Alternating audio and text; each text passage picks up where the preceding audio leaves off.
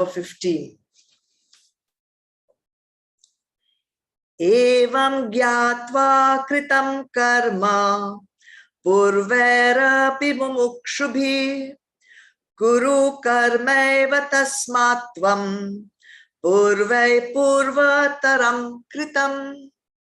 Bhagwan goes ahead to say, having known thus, action was performed even by the ancient seekers for liberation. Therefore, do you also perform actions as have been performed by the ancients from antiquity. Let's do the words first. Go ahead. Gyatva, knowing, having known. Gyatva, having known. Evam, thus meaning all the things that I have just told you in the 14th shloka, that my birth is divine, my action is divine, and they don't taint me. Having known thus, karma, duties, kritam, were performed, api, even, purver, by the ancients, by the ancient, mumukshubhi, seekers of truth. So, having known all this gyan, which I have just told you in the 14th shloka, Arjun, those ancient mumukshis, the ancient seekers of truth, those who yearned for the truth, they also performed all their actions with this technique. That's what Bhagwan is saying. Tasmat, therefore, tvam, you, kuru, do, perform, karma, action, eva, itself, kritam, as they were performed, purvataram, earlier, purver, by the ancient ones. Ancient ones we have learned so many times, Janak, so many kings were also there. They also performed actions like this from the olden times, and they also got liberation. So Arjun, I'm telling you, you also perform all your actions with all this knowledge that I have shared with you. Having known thus, evam gyatva, in reality, understand, Arjun, you are Atma. In reality, you are Atma. You are neither the one who is doing the action, nor are you going to be the receiver of its result. Who will get the receive? Who will be the receiver of this action? Who's going to get the punya? Who's going to get the pap? The BMI. The jiva who's attached to the BMI. They will get the punya. They will get the pap. Therefore, they will have to be reborn to bear or to receive that karma of punya or karma of pap. But the one who has understood this reality, who has understood this principle, and not just understood, my dear, you have to understand and then you have to implement it also. Then you will be free of the bondage of all your actions.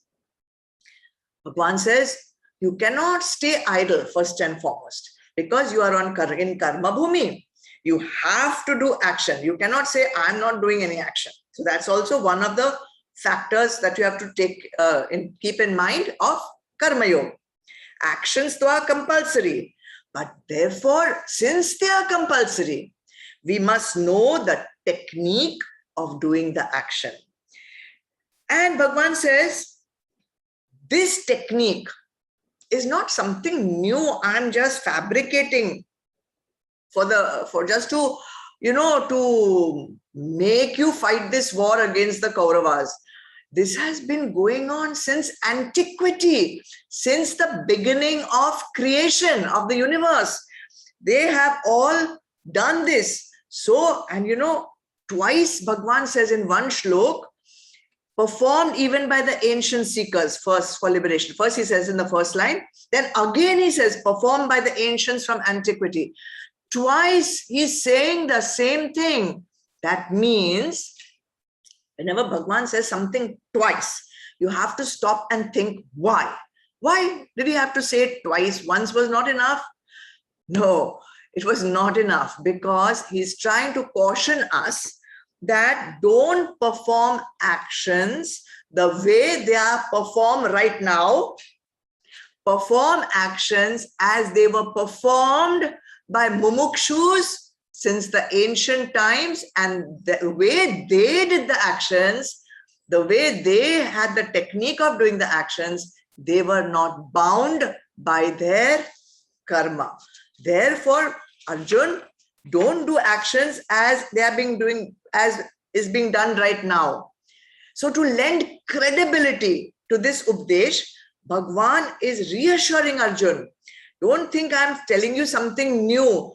This I have told you, and he has also said in the first first 3 verses of this chapter that this knowledge has been coming from the time universe was created.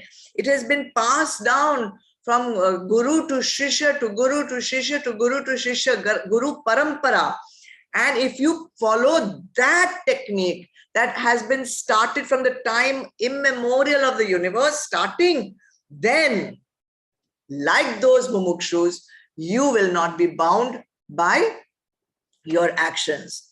So anyone who is being told to do something, simple things also, go to sleep at 10 o'clock, or eat your food at the correct time, or don't get angry, don't do this, do that, anything, any advice, anything, people will want to know why.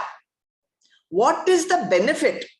Everyone wants to know the benefit of any sadhana, right? Now just think how ridiculous it is. We are doing sadhana to rise above bhokta bhav, right? Then we want to know the benefit of doing the sadhana of not having bhokta bhav. Is not that bhokta bhav also? So all these things, one should think about. But anyway, let me tell you the benefits of doing actions without karta bhav and bhokta bhav. First, automatically, when you start doing an action without karta bhav, you become aware that there is a power. Whether that power is of Purush or Prakriti, there is a power. And that power is higher, stronger, that is facilitating these actions. Gunas, the power of Prakriti is so strong that they push you into doing an action, even though sometimes you will get the thought that this is a wrong action. You'll know, your conscience will tell you this is not correct.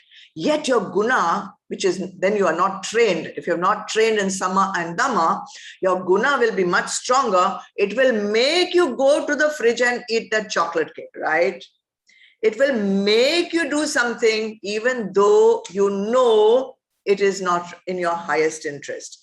So to be aware that there is a power that is higher, that is stronger, that is making me do these actions, you will start developing humility. Humility that there is a power stronger than what I think I am. First, Shraddha will come, understanding that there's a greater power. Second, when we are not expecting, now we go to Bhokta Bhav, when we do not expect any particular action or any particular result, let's say, of that action, then we are saved from many negative emotions. We are saved from disappointment. If we don't get the result that we hankered for, that we had so much expectation for, that we had so much put so much of our energy in getting that one thing. Bhagwan, even that one thing you didn't give me, we will be safe from that. So we will be safe from disappointment. We will be even safe from anger, because we can get angry if we don't get our result. We can be safe from greed. So many, negative emotions can be saved. Therefore, we will not be collecting more negativity in us. Just we gladly accept with prasad buddhi, whatever comes to us, we will be saved from a lot more of mal, which we will be collecting in us. That's the second. If we do our actions following karma yoga bhav, then we will be doing if we don't do for a particular result, then why are we doing? We are doing it because it is our kartavya karam. It is our duty to do. It is our responsibility to do. Do our actions because it's your duty, not because of some selfish desire. If we do it with kartavya as kartavya karam, we will be doing our dharma. We will be doing our dharma as a brahmacharya. We will be doing our dharma as a grihastha. We will be doing our dharma as a vanaprastha or as a sannyas. So we will be doing our dharma. And therefore, that is in our higher interest, because that is one of our purusharths. We have to do our dharma. It will save us from a lot of adharma. Because if we do dharma, obviously we will not be doing adharma. So it's being saved from a lot of pap karma. Then, anything else? Definitely. Technique of performing actions in karma yoga bhav will purify our antakaran. All the mal, impurities that we have been collecting over lifetimes of, doing ignorant acts out of ignorance. Ignorance means what? Ignorance of our true nature. That is collecting impurities in us. The entire technique of karma yoga, ka function, the most important benefit, let's say, of karma yoga is all the impurities get cleansed, cleared out. And then, this is a very nice point I've written down. Doing actions with that purified antakaran, all right? You've cleaned out. Now you're able to understand things more easily. You're going closer and closer to the path of knowledge. Then, when you will do your actions, you will not be getting any more karma. So all your kriyaman karma, agami karma, the result of your actions which you're going to get in the future, you will not be getting any of those karmas because you're doing with no bhokta bhav. If you're doing with no bhokta bhav, those actions will not be getting any further future karma. If all your actions henceforth are done in karma yoga bhav, then whatever you do, you also will not be tainted by those actions. You will also not be bound by those actions. And God willing, with your own purusharth, you get direct experience in this lifetime. Then all your sanchit karma, all the karmas you have collected from all previous lifetimes also get eliminated, exhausted, cleared out, absolutely out of your antakaran, out of your future life, everything gone. Then you'll finish your prarabdha, and when you'll finish your prarabdha, you will not have to take another body after death. You will be liberated. So you see how beautifully this technique has been evolved by Bhagwan through the path of action. You will reach the path of knowledge. And then when you do your actions with that knowledge, you will have the possibility of being liberated. Possibility. Bakika, it's up to you. It's your purusharth. If you do it properly, this is the result. If you don't do it, next lifetime. That's all. So that's why Bhagwan says, Tasmat, therefore, Arjun, You also perform your actions. Which actions? You also fight this war against the Kauravas. Perform your actions. That is your dharma. You're a Kshatriya. So you also do these actions like the ancients from antiquity. Okay? This Updesh is coming to Arjun. It's not just coming to Arjun. It's coming to you. It's coming to me. It's coming to all of us also. Since action is compulsory, you might as well do it correctly. See, when you are at your profession, you will do all the jobs correctly. You cannot do manmani. If you have to, make some product, you have to follow the guidelines of the production team. You cannot just do anything you want to do. You cannot say, no, I don't think I will make this red like the company rules are. I will make it green. You cannot do that. You have to follow the guidelines that have been laid down by the company. Here also, you have to follow the guidelines laid down by Bhagwan, by the Vedas, and then you will reach liberation. You will not be creating any more bondage. Okay?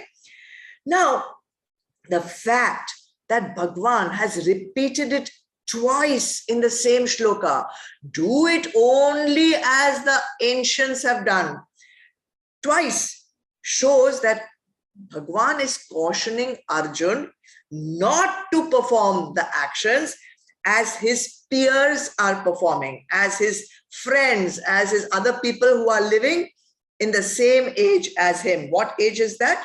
Treta Yuga. Remember, already adharma was going on, right or wrong? That is why this whole war was being waged. Already Kauravas were doing adharma. So don't do as what is being done by your peers, that is adharma. You do what is done by the ancients. And already Bhagwan has said in the beginning of this Adhyay that he has given this knowledge to Vivaswan. And that knowledge, which was passed down from generation to generation, now Arjun, we are in Treta Yuga, and this knowledge has become eroded. This knowledge which is in Treta Yuga available now, people don't have the correct knowledge. It has become nashta. You remember that word? Sakaleneha mahata yogo nashta parantapa. So in Treta Yuga only, this knowledge was not nasht, means destroyed. It has become impure. It has lost its potency. It has lost its purity. In Treta Yuga, it has already lost. So can you imagine now we are in Kali Yuga? If in Treta Yuga it was already impure, what could be the knowledge that people have now? So more important than Arjun is important for us to follow this technique, because the knowledge with which we are doing actions in this day and age is completely wrong. It's not at all going to lead to our liberation. It is leading more and more to our own bondage. So, what is this knowledge? No ahankar. No ahankar means no identifying with the body, with the mind, with the intellect that does actions. It does actions propelled by the prevalent guna at the moment. Therefore, you identify with your true self. That true self is Atma. In the presence of that Atma, these things are happening, but you, Atma, are doing nothing, right? So we are also on a battlefield. This entire karma bhumi is our battlefield. We also should not do actions in a particular way. And let's decide what those things are that we should not be doing, which is happening right now in our Kali Yuga. When you do actions, don't have that false identity, ahankar of doing the action. When you do the action, do not maintain rag or dvesh. Either you are being attracted to that thing or you are being repulsed by that thing. Don't keep those two things also. Those are also wrong vrittis which are in our mind. When you're doing the action, do not get involved in all those 6 enemies, Kam, Krodh, Lobh, Moh, Mad, Matsarya. Put those aside. Do the action simply as your kartavya karma. All right? Second, do not react to negative behavior. Negative behavior is being done by somebody because of the prevalent guna in that person at that particular time, right? We know that action is being done by the gunas. If we react, if we mirror that action, negative, then negative back. Then what is happening? That person will get the karma. You will also get the karma.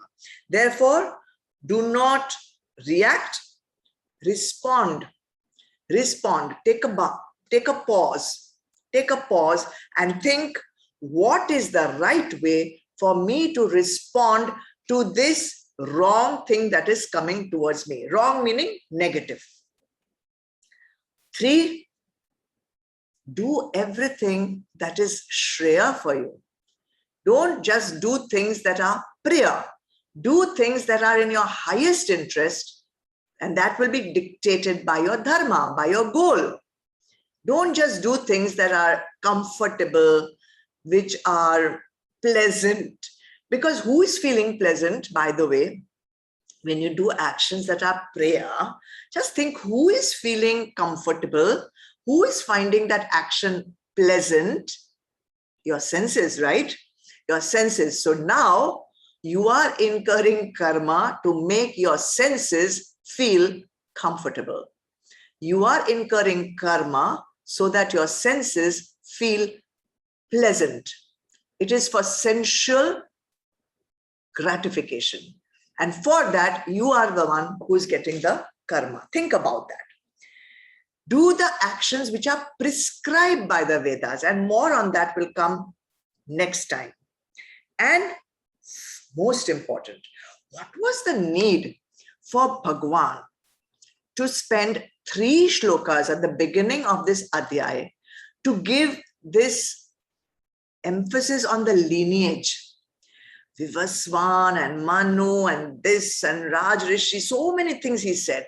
I pass it to this one and I pass it to this one and I pass it to this and this and this and this. So much importance to lineage, so much importance to Guru Parampara, which means that knowledge which has come down like this is the pure knowledge. This knowledge should be taken from a Guru who belongs to an authentic lineage of gurus. You know, maybe at some stage I will tell you all more about this, but Bhagwan has given this knowledge in 2 parts. To some of the rishis, he has given the knowledge of path of action. To some of the rishis, he has passed this knowledge of path of knowledge. So those who have the ability to understand clearly because of sadhanas done in past lives, they will automatically go into the lineage of path of knowledge. But those who have not got the clarity of intellect and thought, they will go through the lineage of path of action. All right. So there are, we are in Kali Yuga. Let's get that straight. We are in Kali Yuga. So unless and until you are studying with someone who is in the lineage of path of action or who is in the lineage of path of knowledge, if you're not studying in that lineage, then there is a chance that you may not get the purity of this knowledge. Therefore, Bhagwan is continuously saying, follow the antiquities, not just doing manmani of, just finding some third path or some different path or some other thing If you are following this knowledge, then follow it with a guru who is from a acknowledged parampara.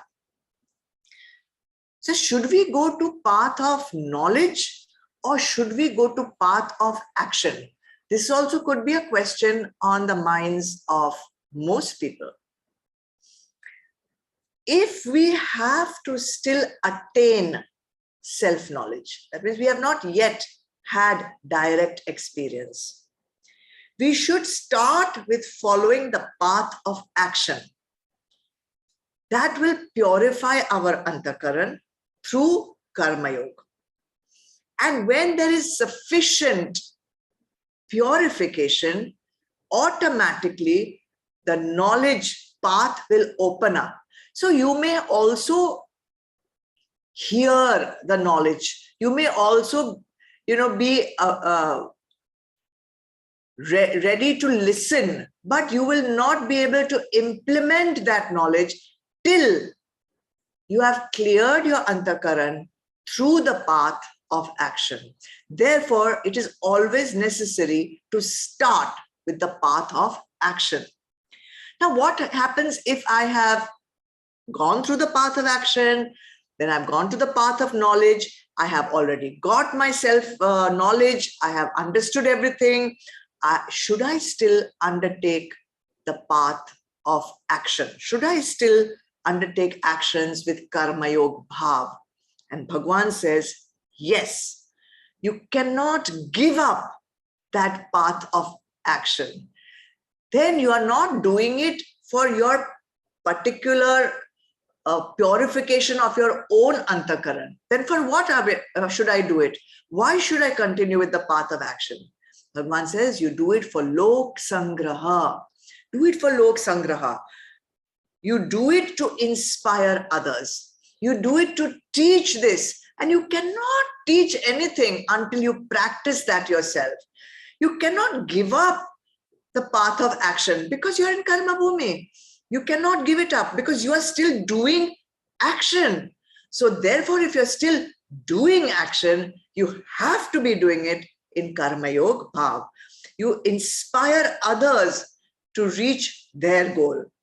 And this is not just a call to shishyas. It is also a call to gurus.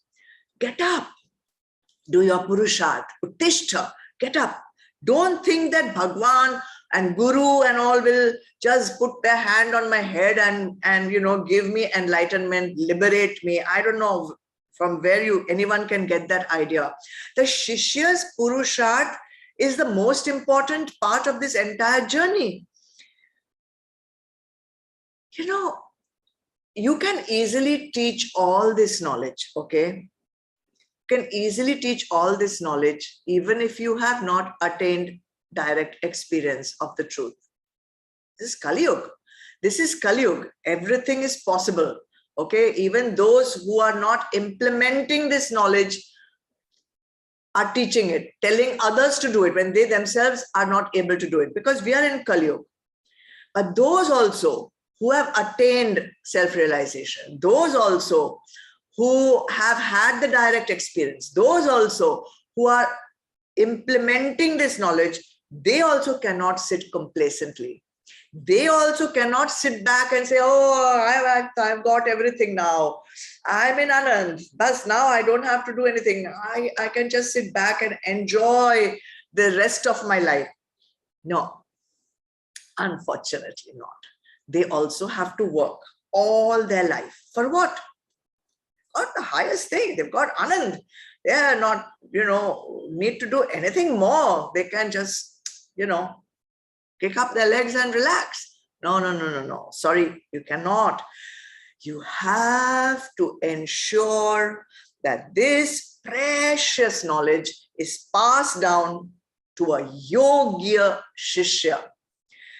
A guru is always looking for the yogya shishya to whom he can pass the torch of knowledge that can be taken to future generations. You see, sun god, Vivasvat, so Manu and Ikshavaku and Rajarishis, nobody stayed complacent with having the knowledge. They have to pass it on.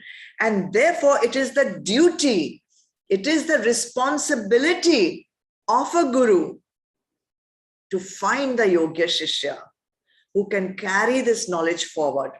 And till that time, the guru cannot rest.